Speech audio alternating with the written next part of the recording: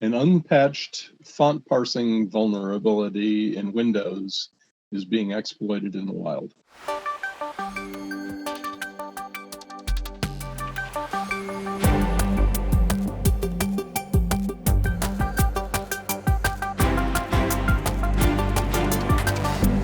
So Jim, you got information on the brand new Microsoft Zero Day. Do you want to tell us about it? Yeah, this one came out on Monday, and it's a new vulnerability in the Adobe Type Manager Library or on Windows systems for parsing Type 1 PostScript fonts. So Microsoft's advisory that came out on Monday pointed out that this vulnerability actually exists clear back into Windows 7. And unfortunately, Windows 7 is not getting new patches since January, I guess. And the vulnerability was in a component called atmfd.dll. This was a kernel mode DLL that did the font parsing. Now, fortunately, in Windows 10 1809, so the September release 2 years ago, they did away with this DLL and they moved this parsing capability out of the kernel and into user mode. So they moved it out of kernel mode and into user mode. This is good. That means in more recent versions of Windows 10, the supported versions, this is a little less serious. Any remote code that they are able to get executed isn't running in kernel mode. It's running in user mode in a sandbox. So it greatly limits what the malicious code can do. But it does still exist in current versions of Windows. It isn't patched yet. I expect that they'll probably patch it in the normal release cycle in April, because in the supported versions of Windows, it isn't as serious. It's the user mode, not the kernel mode. So, but basically, the way that this exploit works is the attacker will try to get the user to open a document that contains these malicious fonts. And if the attacker can get a user to do that, then the Microsoft Word or Outlook or whatever will open the document, try to parse these fonts, hit the vulnerability will be executed, and their malicious code will get executed. So interesting, Jim. Now, some of the things that I came across with this was some of the mitigation factors. If you could run a group policy object to prevent preview panes from initiating with the documents that may contain this exploit. I think there's another one about actually identifying that DLL and renaming it.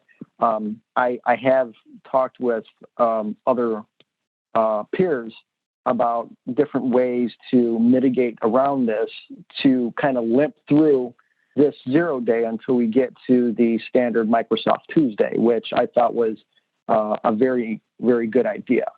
So this is really interesting that they came out with this announcement. They're producing the mitigating things, and then, as you said, probably won't produce anything until our standard patch Tuesday.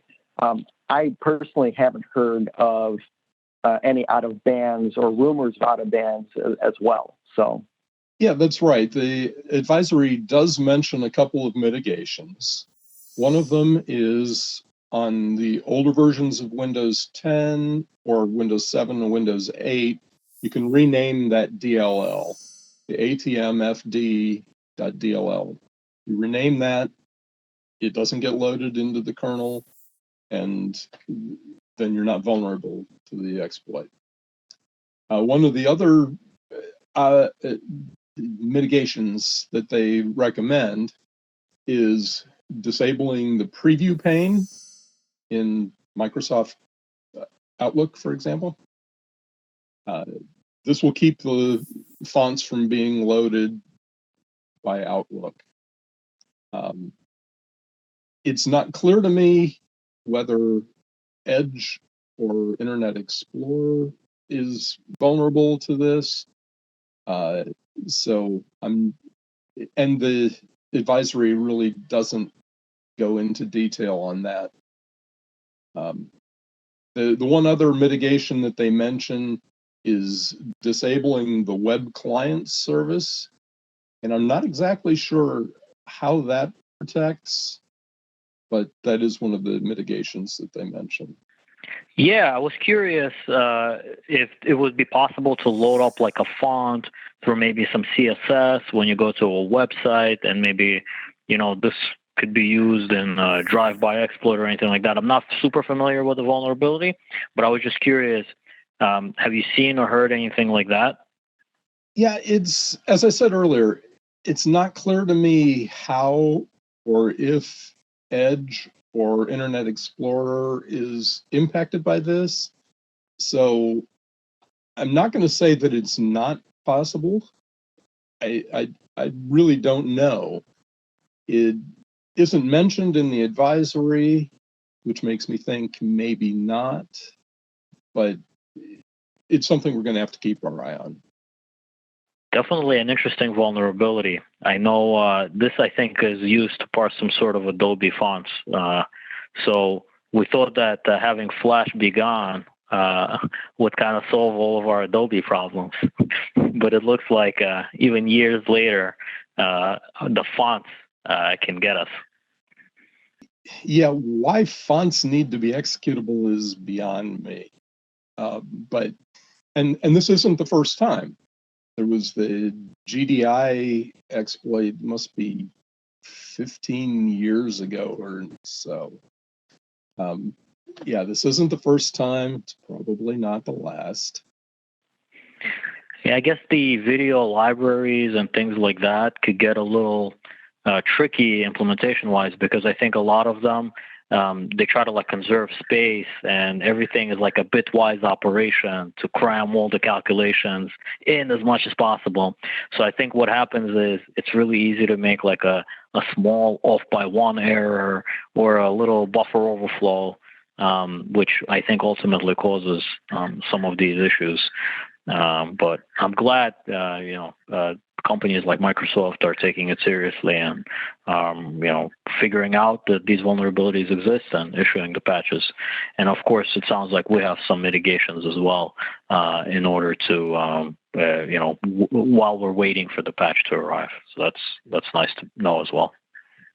Yeah, and I have to give Microsoft credit. They did move this font parsing out of the kernel about a year and a half ago. Great move. They moved it into this font driver host process, which is a great move. They moved it into user mode to reduce the stuff that's executing in kernel mode. Great move. This just hit Twitter on Monday. It's getting a lot of attention. So, as I said, I expect Microsoft will patch it in good time in their normal patch cycle in another 2 weeks or so. So, yeah. Yeah, I think accidentally triggered vulnerabilities always give people something to be a little bit more excited about, especially ones where you don't have to click yes to anything. It kind of just happens by accident.